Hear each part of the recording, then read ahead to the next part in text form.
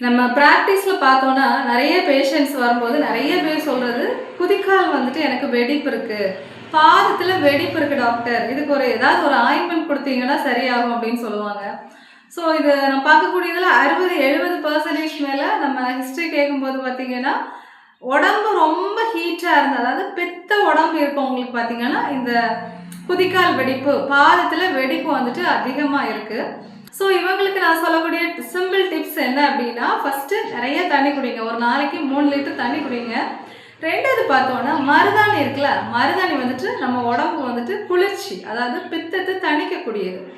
நம்ம மாசத்துல ஒரு நாள் நல்லா மருதாணி அரைச்சு நம்ம கால் அந்த பித்த வெடிப்பு எந்த இடத்துல எல்லாம் இருக்கோ அந்த இடத்துல எல்லாம் நம்ம அப்ளை பண்ணோம் அப்படின்னா, ஒரு 1/2 அன் ஹவர் தாண்டி அல்லது 1 ஹவர் தாண்டி நம்ம வாஷ் பண்ணோம் அப்படின்னா, அந்த நீங்கள் அப்ளை பண்ணி ஒரு 1 வீக்லேயே அந்த கிராக்ஸ்லாம் நல்லா கம்மியாகிறது வந்துட்டு நீங்கள் அப்சர்வ் பண்ணுவீங்க.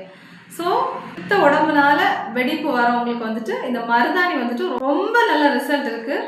ஸோ 2வது பார்த்தோன்னா, நெய் இருந்துச்சுன்னா, நல்ல பசுவோட நெய் இருந்துச்சுன்னா, நீங்கள் அந்த வெடிப்பு இருக்கிற இடத்துல அப்ளை பண்ணீங்க அப்படின்னா வந்துட்டு இந்த வெடிப்பு வந்துட்டு ஈஸியாக சரியாகும். ஸோ நிறைய ஆயின்மெண்ட்ஸ், நிறைய மெடிசின்ஸ் உள்ளாடி எடுத்தால் தான் கிராக் சரியாகும் அப்படின்னு நம்ம நினைக்க வேணாம். வீட்டில் இருந்து சிம்பிளாக இந்த ஹென்னா வந்துட்டு நீங்கள் அப்ளை பண்ணிங்கன்னா அவ்வளோ அழகாக வந்துட்டு இந்த கிராக் சரியாகும்.